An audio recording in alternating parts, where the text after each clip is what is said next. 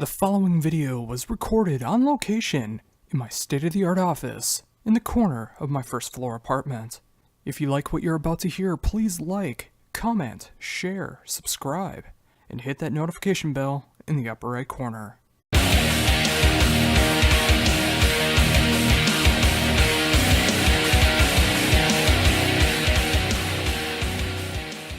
Hello? Hello? Hi, how's it going? Good, man. Yourself?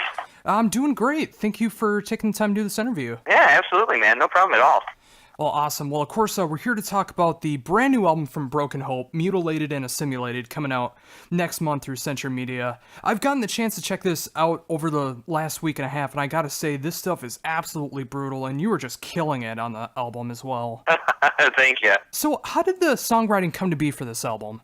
So basically the way this record shaped up was it started off with myself and Jeremy Wagner, the guitarist. We basically would sit in a room for hours on end just hashing out riffs, putting together songs, and we kind of we started assembling the basis, the riffs, the structures for basically every single track on the record, just sitting in a room jamming. And then after we had started assembling song structure, we brought Damien in, who also contributed to a couple tracks on the album. And then after that, we brought Matt Schlaka, our lead guitarist, in, and he kind of added the really evil melodies, guitar riffs, all the really subtle nuances that make this record like really kind of almost more evil and brutal than the last one for sure.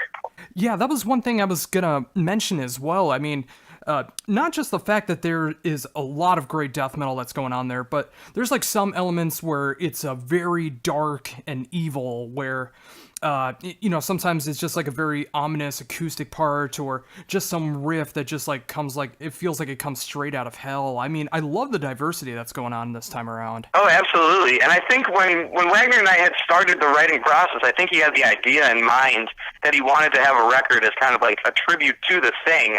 And, when you watch The Thing, you have that evil sort of, kind of sense of dread of what's going to happen. You don't know what's going to happen. You can't trust anybody. And we kind of wanted to, make basically a musical form of that. And Matt's guitar playing, kind of going back to the old style of Broken Hope, where you have those really eerie leads and melodies, I think really helps contribute to the whole package of it all. Yeah, and I'm so glad to see that. Being a huge fan of the movie itself, I mean, it's great to see a whole album in 2017 dedicated to it, and it feels like such a great soundtrack after the fact. Oh, absolutely. I wonder if it's going to be one of those things where if you put the album on repeat back to back and then sync it up with the movie, something wild happens. Oh, that's awesome. Well, of course, this is your second studio album with Broken Hope. How does it feel now, having all these years a part of the band now? How does it feel recording with the band? I mean, in terms of recording with them, it definitely feels more natural now. I mean, Jeremy and I have basically been playing together for, I'd say, the better part of 5.5, 6 years at this point.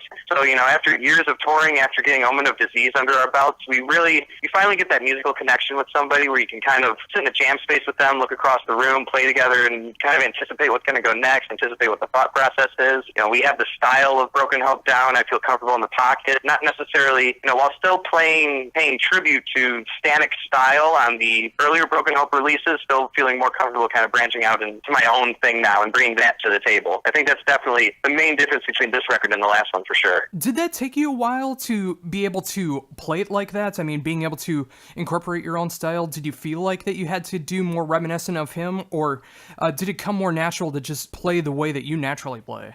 For Omen of Disease, I definitely kind of felt the need to be more, not say somebody else, but definitely be in the style of somebody else.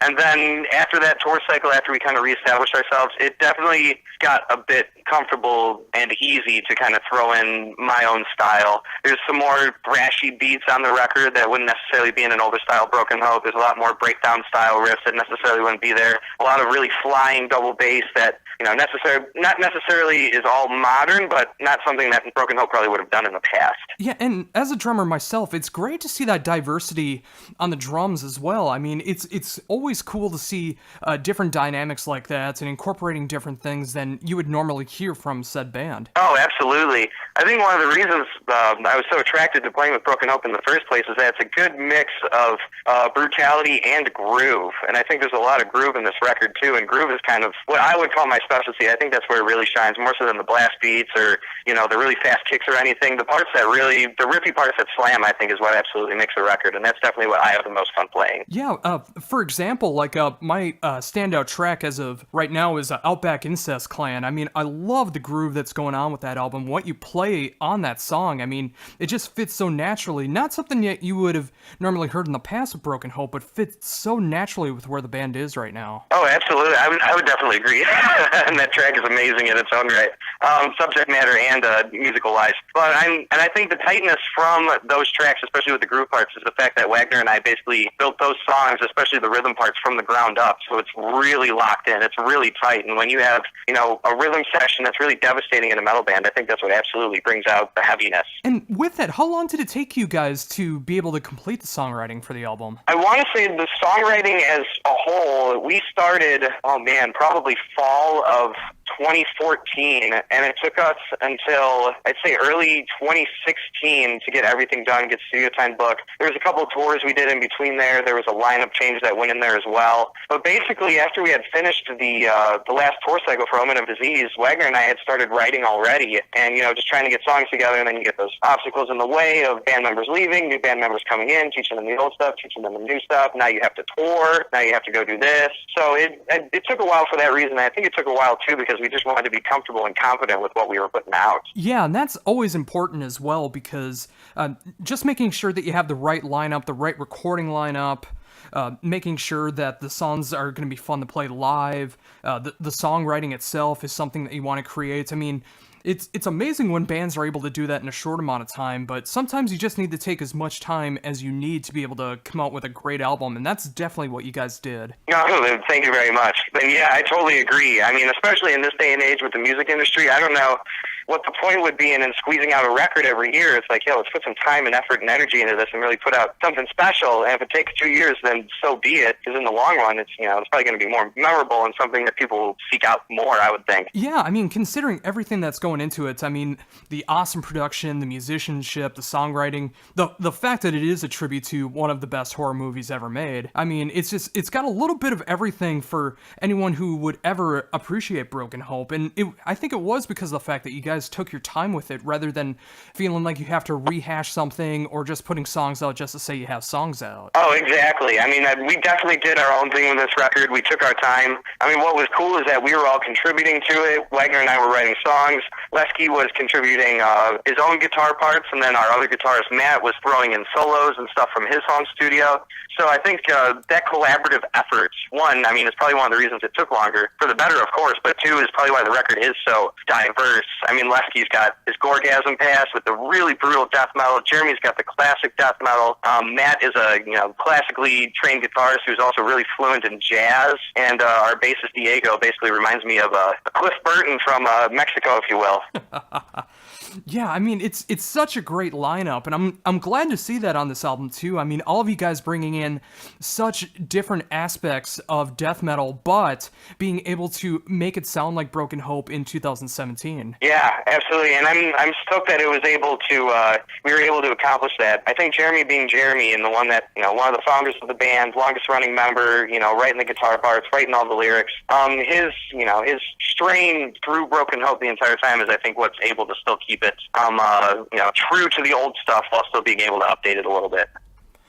So, as far as you in the studio, do you change your setup at all, as far as in the recording setup as composed to live, or are they the same? For the studio, I actually do keep it similar to my live setup. I used 2 actual kick drums still, 2 rack toms, 2 floor toms, snare drum, a variety of cymbals. But when we're playing live, you want to replicate that in the studio, and what you do in the studio, you want to replicate live, vice versa. So I try to keep my setup as consistent as possible with Broken Hope to make sure I can play parts, whether it's in the studio or on the road. And with that, how long did it take you to feel natural with the setup that you have until you can totally go into any song with Broken Hope? I would say it probably took that entire first tour we did back with Obituary to really get comfortable with it. It's messing with different setups, different styles. Do you want to play the toms flat? Do you want to have them at an angle a bit? Do you want to have them offset? Do you want to put it in a rack? So it's kind of feeling the natural, where the natural flow is, what gives you the best speed, what gives you the best, maneuverability around the kit so you're not knocking into things or tossing your stick. So it took probably a good year to get used to everything. Yeah, I imagine it would be. I mean, especially with the speed and technicality that goes into Broken Hope, I mean, you want to make sure that you have the right setup to make it your own and be able to accomplish everything that you need to. Oh, absolutely. And especially for, I mean, Broken Hope is basically one of my first, bands as a professional musician. So also being able to, just have the ability and confidence to play every night and having confidence in your setup. And there's a lot to be said for setting up and turning down your kit every single night and getting to know your drum set really well. And that's definitely something. It was cool to be able to tour before going into the studio, because I don't think that would have prepared me as much if we had gone in straight away instead of doing some road work first. Yeah, and that's definitely the right approach to take that, especially when you're first going into everything. I mean, you want to have those experiences of being able to play the material of the band that you just joined and being able to see what parts that you can change, what parts you want to make your own. And when the songwriting comes for the next release that you'll eventually be a part of, you want to see how you're eventually going to fit in with it. And it's great to have that touring behind you right before you go in. Oh, absolutely. It was a great warm up too. I mean, I would definitely admit that some of my chops probably weren't as up to shape as I would have liked them to have been on my first tour. So getting into that regimen of playing every single night and practicing, sitting with a pad, going through the music, with an iPod and just kind of, playing along to it really helped. And with that, what were the challenges when you first started with Broken Hope? What were the parts that you really had to build yourself to be able to get down right? Definitely, when first starting out, it was Ryan's hammer blast.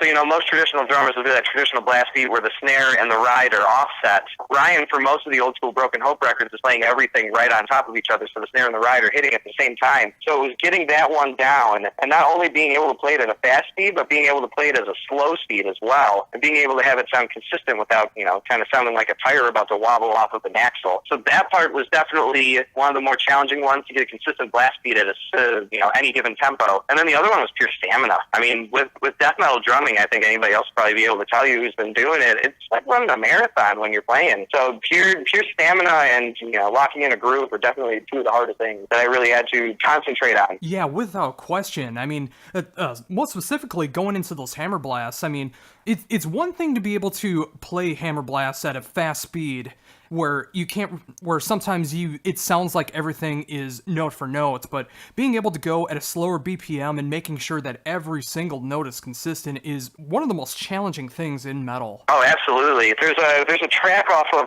Bowels of Repugnance called, I believe it's off of Bowels of Repugnance, called Preacher of Sodomy, and the main drum part going into it is a really kind of almost groovy hammer blast before it goes into a really fast, 30-second note on the bass drum, and that was definitely a song that was incredibly challenging. Yeah, I know that song quite well, and yeah, I can imagine. I mean, especially when you get thrown to the wolves like that and going out on tour and really just getting those songs down and being able to get the hammer blast going on, and of course the stamina as well, like you mentioned. I mean, there's a lot of slower parts in there. I mean, but of course there's a lot of brutality that goes on with Broken Hope, and being able to go from one speed to the other like that, especially in a live setting, it can take a lot out of you, which is great to have that stamina built up. No, absolutely. I can remember from the first tour when we were doing Siamese Screams off of Loathing, and that was one I almost kind of dreaded every single night, because most of it is that kind of mid-paced hammer blast coming through, but then in the chorus it kind of kicks up a notch in the hyperspeed, and it's the same groove, but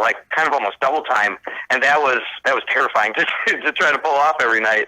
Oh my goodness. And with that, I mean, was it towards the end of the tour where you started feeling good about the hammer blasts, or were you able to get that mid-tour, or how did that go about? Yeah, I'd say about halfway through, about a week and a half into it, you start feeling locked in, you start feeling comfortable, you get yourself into, a pattern, you get yourself into a groove, you've been doing it, you're on tour, you're feeling warmed up, you know how to properly warm yourself up. So definitely by about midway through that first tour, I was starting to feel pretty confident. And getting back into the songwriting, most specifically for the new album, when you really started to incorporate more of your style, how did you know which parts that you wanted to make your own? I mean, when you were doing the songwriting, did you immediately just want to go about it your own way, or did you feel like that you had to go back to the past and bring some other elements, or how did that go about? For this record, I definitely just started off with I'm going to do my own thing here and see how it sticks.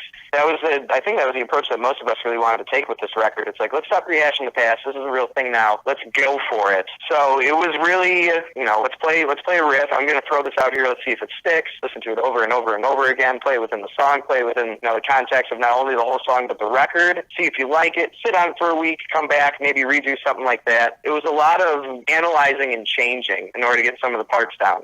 For example, should I play a hammer blast here, or what, this would sound really cool with more of a traditional blast here. And it's like, man, this riff is really slamming, but you know what? If you kind of play a thrash beat over it, it would sound even heavier. So a lot of listening back and self-editing was definitely key. So with that, what are some of the what was some of your favorite parts to be able to track live? Like, what are the parts that you're most proud of on the record? For sure, I'd say the parts that I'm most proud of would be incorporating the thrash beats and the traditional blast beats back into the record. I have them peppered all through the album, especially I believe they're on Outback Incest Clan for sure. The Carrion Eaters, there's definitely a couple of traditional blast beats in there.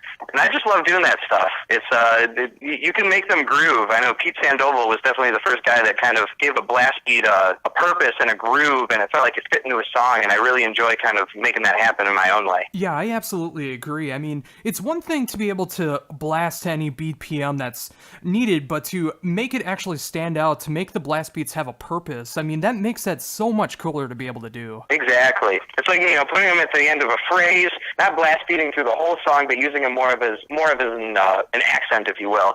I think that's definitely what I like doing more so. It's like, man, this part is like really extreme, so let's, instead of blasting for 16 bars, let's throw this on for just the last 8 or the last 4, and it'll really, add to the whole song, add to the transition, and, kind of pepper it in more so instead of using it consistently. Yeah, it's really that less is more mentality, and in this case, when you do use those blasts, it makes them sound that much more brutal rather than having every song just be endless blast beats. Oh, absolutely. I don't know if I'd ever be able to be in a band where it was constant blast beats. I dig it. There's a shit ton of those bands that I listen to, but man, that's nothing I'd be ever would be able to do personally. So now with the album coming out next month through Century Media, what do you guys got going on next? There's definitely, we're planning, there's a couple of talks of tours for the fall. I know at the moment we're looking at both U.S. and Europe. Nothing we can really confirm at the moment. The only thing we do have going is that we'll be playing out in L.A. The weekend that the record comes out, June 25th, I want to say. We're going to have a record release show with our homies in Crematorium featuring Dan Dismo, who also happens to work for Century Media, a real good friend of ours. So I forget where it's at. The venue we were going to play at is closed, but in the immediate future, that's really the only gig that we have on the books for right now. Oh, that's really cool. And I'm glad to see that you guys are prepping for a great album release show and future touring as well, because this is definitely one of those albums that deserves that live promotion. Oh, absolutely, man. We haven't toured the States since like March of 2013. We haven't been over to Europe since about April of 2015. So we're all definitely a bit hungry right now, and we're ready to bring these songs out live and, have some fun with them. Have you guys started talking about what songs from the album you're going to be playing live yet? At the moment we haven't. I would assume that at least the singles that have been dropped so far will probably be ones that will be included in the set list, and I know there's a couple more that we're planning on dropping before the album is released, so we definitely want to keep it a surprise on that front. But you can probably anticipate that if you're hearing some songs coming out as a music video or a special download before the show, maybe we'll play them.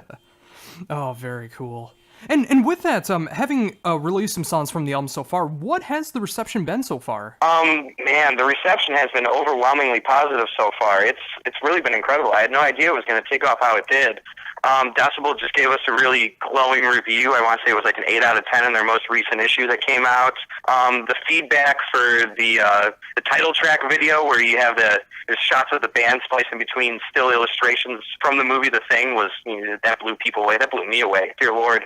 And actually today we just dropped another music video for the Carrion Eaters, which features live shots of the band that we shot over on the north side of Chicago about a month or so back. And it's been all really glowing. I'm really happy that people are receiving it so well. Oh, I'm so glad to hear that too. I mean, I grew up with Broken Hope, and I got so excited when I realized that there was going to be Omen of Disease coming out, and having seen the band twice since then, and now being able to help promote it, and easily one of my favorite Broken Hope albums to date. I mean, it's great to see where you guys are right now, and it's great to see all the great reviews that are going on, upcoming touring. I mean, you guys definitely deserve it. Awesome. Thank you so much, man. Obviously, hearing you as a longtime fan talking about how much you love it, that's really awesome to hear. So mission kind of accomplished on our end. heads for sure. As long as we can please the fans and keep them and hopefully gain a little more, that's all you can ask for, man. Oh, absolutely. And I'm glad to hear that there is a brand new video for the Carrion Eaters. I mean, after I edit this interview up, I'm definitely going to go on YouTube and check that out. So I'd definitely love to see what you guys did with it. Absolutely. I think it debuted via Metal Insider no more than a couple hours ago. Ah, so very cool. Well, awesome. Well,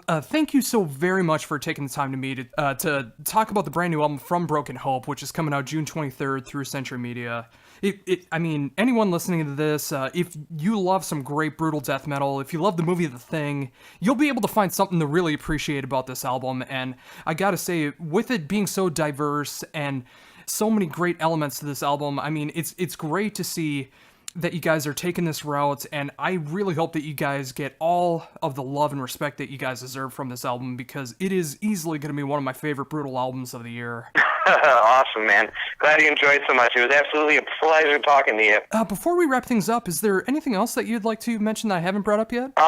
No, man. You hit all the bases, I feel like. I mean, for sure. The, the old school vibe, the thing. I mean, it's all there, brother.